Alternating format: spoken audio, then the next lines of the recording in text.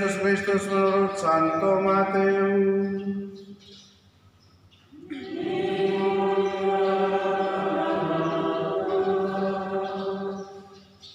Sekali peristiwa, setelah mendengar berita pembunuhan Yohanes Pembaptis, menyingkirlah Yesus dengan naik perahu. Ia bermaksud mengasingkan diri ke tempat yang sunyi. Tetapi orang banyak mendengarnya dan mengikuti dia yang mengambil jalan darat dari kota-kota mereka.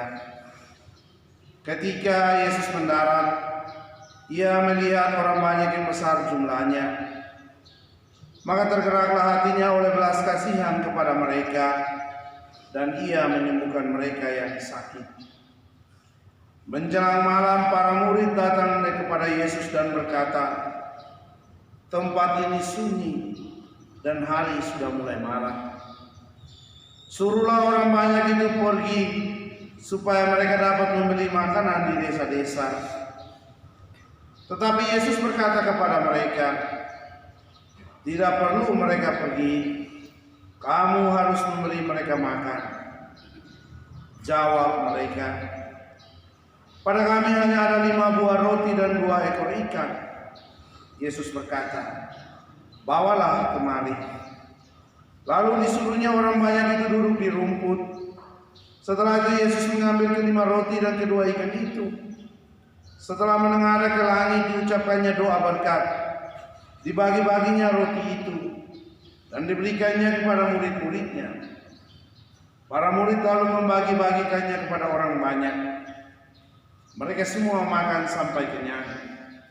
Kemudian potongan-potongan roti yang sisa dikumpulkan, ada 12 bakul penuh. Yang turut makan kira-kira 5.000 orang pria, tidak termasuk wanita dan anak-anak. Demikianlah Injil Tuhan.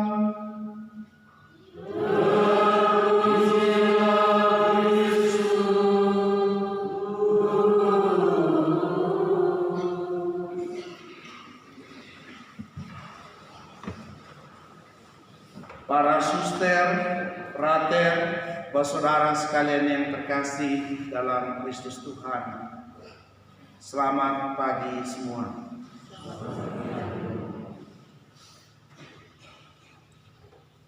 Kata orang, kalau tidak dikenal maka tidak disayang. Itu kata orang. Kata Tuhan hari ini kepada kita sekalian, bahwa kita istimewa di hadapannya dan kita dikenal dengan sungguh-sungguh. Mengapa? Karena di hadapan Tuhan kita sekalian memiliki kemampuan, memiliki potensi, memiliki energi yang Tuhan tempatkan dalam diri kita untuk mengembangkan kerajaan Allah di muka bumi ini. Maka ketika para murid cemas, orang banyak, karena persediaan makanan hampir habis, justru Yesus katakan kepada mereka, "Kamu harus memberi makan." Secara manusiawi kita berpikir, bagaimana mungkin 5 roti dengan 2 ikan mampu memberikan jaminan kehidupan kepada 5.000 orang? Kalau secara manusiawi. Tetapi secara Tuhan, secara rohania, kita percaya bahwa Tuhan menggandakan apa yang kita miliki, apa yang ada di dalam diri kita. Maka kehidupan kita sesungguhnya penuh berkat dari Tuhan. Kitab Nabi Yesaya ketika katakan bahwa, "Hai kamu sekalian, datanglah kemari, ambil gandum, susu tanpa bayar." Sesungguhnya Tuhan mengatakan bahwa hidup kita penuh berkat, penuh anugerah yang berlimpah-limpah. Kalau orang zaman sekarang segala sesuatu dihitung dengan nilai uang, maka Tuhan mengatakan gratis. Kita pakai listrik, bayar. Tapi Tuhan kata kasih matahari, tidak bayar.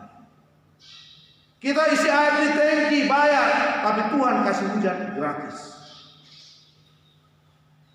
Kita pasang AC di rumah-rumah, kipas angin supaya jangan panas.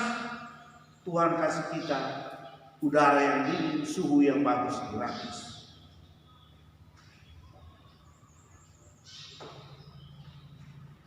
Kita nonton TV, nonton luar negeri, pemandangannya bagus. bayar, tapi Tuhan kasih kita pohon-pohon, pegunungan yang indah, kasih kita sawah yang bagus, dan kita ketiga melihat gratis. Ketika sakit kita pergi ke rumah sakit, nota keluar bayar, tapi Tuhan kasih kita organ tubuh yang bagus, dan itu gratis. Sekarang pertanyaannya adalah, apakah kita mampu bersyukur atas semua pemberian Tuhan itu? Ataukah hidup kita terus penuh dengan pengeluhan-pengeluhan, maka Tuhan ditempatkan nomor urut sekian,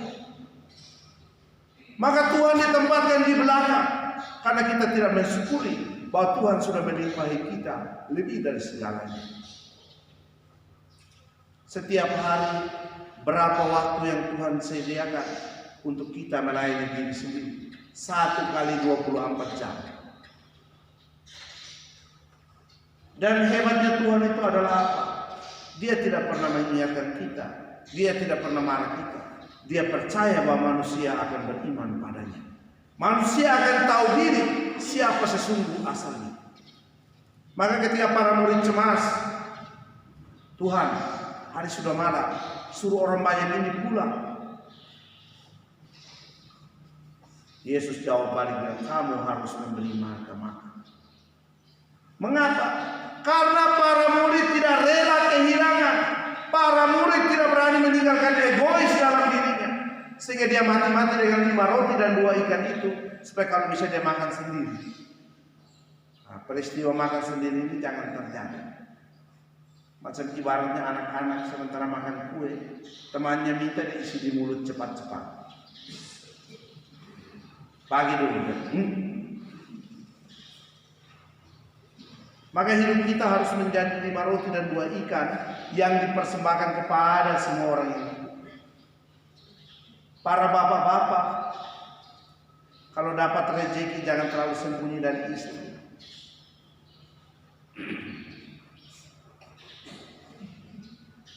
Anak-anak sekarang itu pintar. Bapak pulang dari kerja, mereka terima bapak pun celana cuci cepat-cepat, karena mereka yakin bahwa bapak sedikit pikun dan simpan uang di sana. Saya tinggal dengan anak-anak, kadang-kadang mereka bilang, "Bro, cuci ambil ini baju."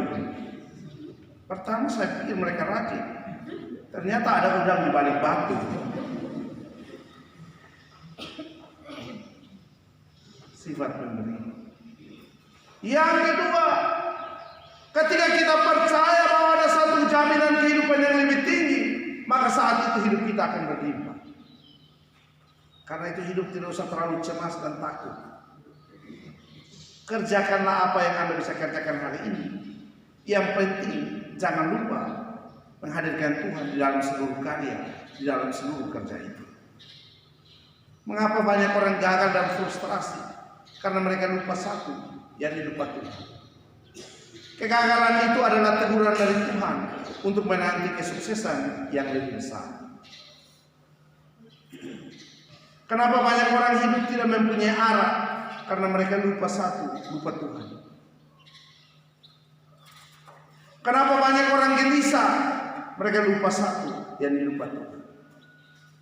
Para murid gelisah, cemas, tetapi Tuhan bilang tidak, kamu bisa.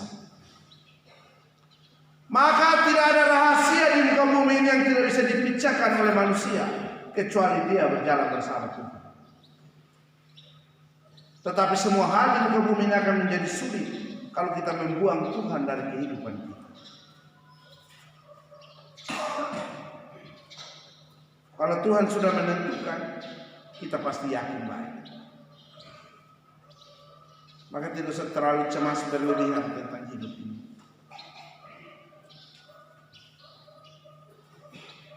Dan Tuhan itu sudah selalu punya cara untuk orang beriman. Ada satu waktu, satu kali seorang umat datang, Romo, saya itu heran, kenapa? Ketika Romo berkhotbah saya tidur. Tetapi kalau saya naik oto saya doa. Kenapa? Supaya sopir jangan terbalik dengan oto. Dia lebih takut oto daripada dia Tuhan. Tuhan sudah atur hari ini kalau kita mau begini jadi. Hari ini kita mau dapat apa jadi. Karena itu tidak usah terlalu cemas-cemaslah dalam hidup ini.